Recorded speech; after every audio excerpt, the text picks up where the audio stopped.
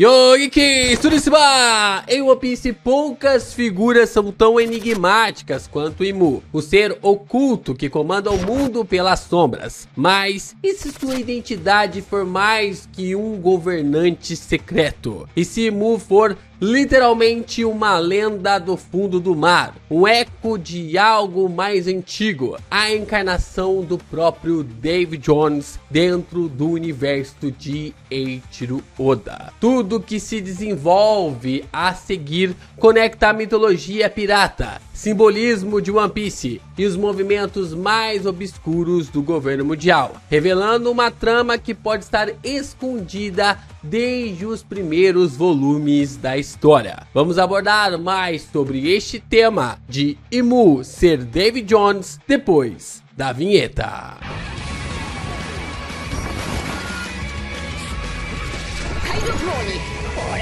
Bom, já não é a primeira vez que nós vamos abordar aqui o sistema, né, e a temática do Davy Jones no canal. Há algum tempo a gente já meio que abordou essa ideia de que Davy Jones seria ali a figura que teria o último Road Poneglyph, né, estaria com o último Road Poneglyph. E agora, com as características levantadas do último capítulo 1155 de One Piece, vem o grande questionamento se Imu, na verdade, não seja Davy Jones. Imu basicamente pode ter uma conexão muito interessante sobre o espelhamento com o Davy Jones, a lenda focada no abismo. A mitologia de Davy Jones, especialmente a versão eternizada em Piratas do Caribe, apresenta um ser amaldiçoado, um rei dos oceanos cuja tripulação é composta por almas corrompidas, aprisionadas, fundidas ao próprio mar. Ele força piratas a se unirem à sua causa, oferece imortalidade amaldiçoada e os marca com um símbolo negro, elementos que casam perfeitamente com o controle que Imu parece exercer sobre os Cavaleiros de Deus e principalmente ali com aqueles que se tornam seus subordinados. Então, de forma muito marcante, nós temos essa conexão de Imu com Davy Jones da mitologia e principalmente relacionado ali a Piratas do Caribe, do qual Eiichiro Oda é extremamente fã, principalmente da versão temática do parque desde 1970 até ali 1980, que esteve no parque da Walt Disney. E quando nós observamos a marca que Davy Jones oferece ali aos piratas, isso se conecta ainda mais com Imu na forma como é vista em Piratas do Caribe 3. Você teme a morte? Você teme o abismo? Esse é um questionamento muito válido ali do Davy Jones, porque quando ele pede para que as pessoas façam parte da sua tripulação, ao aceitarem, acabam ganhando a vida eterna. Isto é extremamente parecido com o que Imu faz com os gigantes de Elbaf. Imu parece manter figuras poderosas sobre o seu domínio espiritual ou biológico, com características que vão além da ciência, algo que se assemelha a pactos demoníacos ou maldições. Seus cavaleiros talvez não estejam vivos por escolha, mas por um pacto oculto com esse rei ligado ao fundo do mar, ao fundo do mundo de One Piece. E no fundo da ambição desse vídeo está o seu like, você deixar o seu like, se inscrever aqui no canal e também compartilhar os nossos conteúdos de One Piece aqui na plataforma. É muito importante você continuar reagindo e comentando nos nossos vídeos para que o YouTube divulgue ainda mais os nossos conteúdos por aí. E é claro que você também pode continuar nos ajudando, se tornando membro aqui do canal, mandando seu valeu ou reservando o seu hypar. Manda aí o seu hypar, continue fortalecendo e ajudando o canal do Geek Brasil cada vez mais.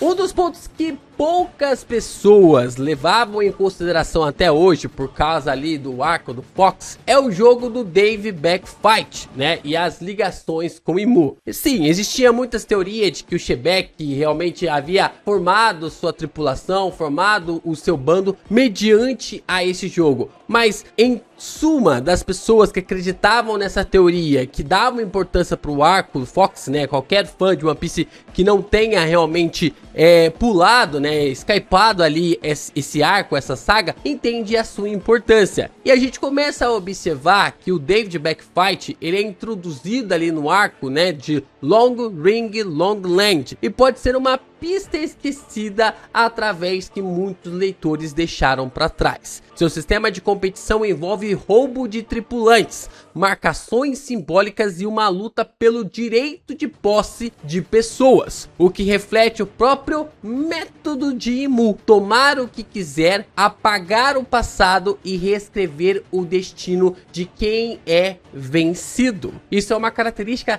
é um jogo besta, é um jogo idiota, mas que, se você analisar friamente, faz total sentido com a forma como Imu estabeleceu ou reestabeleceu o reverse lá em Elbaf. E aí eu volto essa questão para você: será que o David Backfight, criado ali por Dave Jones, não foi na verdade criado por Imu-sama? Porque além disso, Imu acaba jogando o reverse lá em Elbaf com os gigantes. A gente observa que ela, quando vai colocando os gigantes que foram transformados, né, ela ou ele, que acaba meio que colocando eles em paralelo, né, no meio ali dessa situação, o gigante acaba sendo transformado através da sua habilidade. Então, para Imu, nós temos jogos, símbolos, estratégias. Imu não governa apenas com força, governa com regras invisíveis e pactos de submissão, o que reflete diretamente nesse contexto ligado ali ao David Backfight, né, na sua criação, e como os piratas devem seguir através desse código de honra que existe entre a pirataria,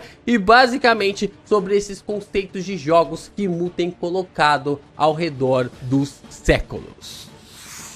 Mas não param por aí, porque nós temos algumas conexões bem interessantes que podem realmente firmar ainda mais essas ligações de Imu com todo esse arco do Fox. Laugh Tale, circunnavegação e o fundo ali do mar remete diretamente à ligação de Gold Roger em direção à última ilha de One Piece. O arco de Long Ring Long Land está repleto de trocadilhos e metáforas, com o Goal, ou ali basicamente sendo o Go, como ali da base de Gold Roger, o único homem conhecido por chegar até o final da Grand Line. O teste do David Backfight começa com uma corrida circular ao redor da ilha, simbolizando a circunnavegação do mundo, o mesmo feito de Roger e possivelmente o caminho para libertar o mundo do domínio ali de Imu/David Jones. Então, assim como meu queridão Chopper Careca apontou lá no X no perfil dele, é necessário circundar ali em volta do mundo, passar por todas as ilhas,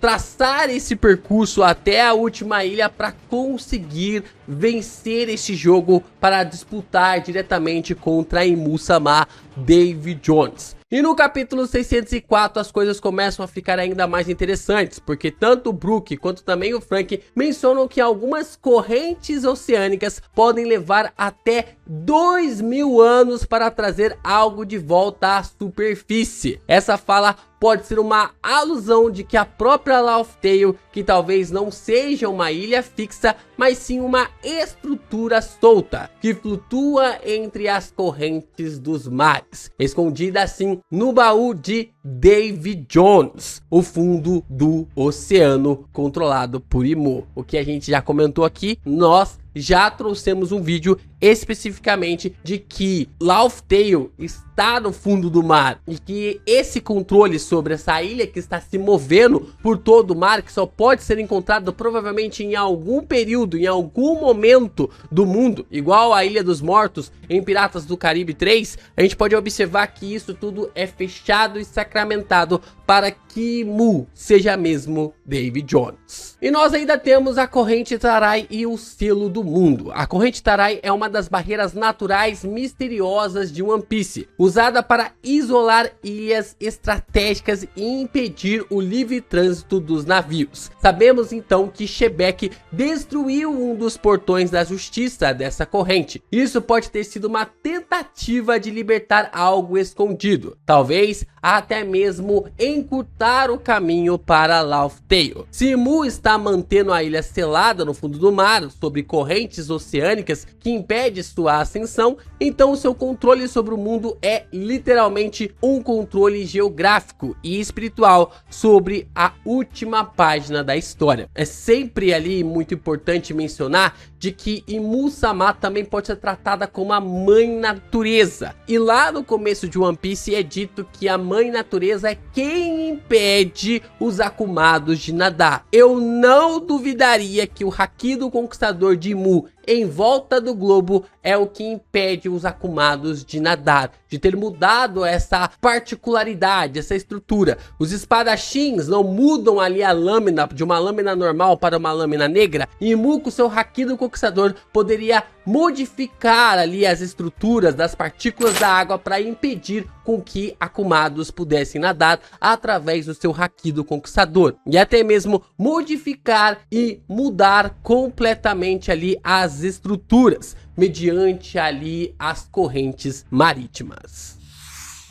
Vemos então a explicação e o grande ponto sobre como que se conecta Imu com Davy Jones. A base que a gente tem é sobre a fala ali da Robin explicando para o Chopper sobre quem é o Davy Jones, e que na verdade ele é uma grande lenda no mundo de One Piece. Ele é um pirata de muito tempo atrás que foi amaldiçoado por um demônio e dizem que vive nas profundezas do mar. Qualquer navio ou tesouro afundado fica trancado no armário de Davy Jones. Esse é um ponto muito interessante porque até mesmo na minha perspectiva conecta diretamente na teoria de que Imu pode ser mesmo o primeiro deus Nika, da figura realmente que trouxe essa libertação e recebeu vários outros nomes depois. Essa é uma perspectiva interessante porque essa descrição ali da Robin casa perfeitamente com a situação de Imu, porque ela vive pelas sombras, é tratado como um mito, supostamente controla os oceanos e o fundo do mar, faz com que as coisas desapareçam sem deixar vestígios. Países, pessoas, eras inteiras desaparecem através dos seus poderes e das suas habilidades, reforçando realmente de como Imu-sama é extremamente poderoso ou poderosa. E assim como Davy Jones é descrito ali como o diabo do mar, Imu pode ser essa mesma figura, um eco mitológico que sobreviveu a eras e que tomou para si o trono do mundo. Por isso que Davy Jones tem uma conexão muito importante e talvez o último Road Poneglyph esteja com Imu-sama.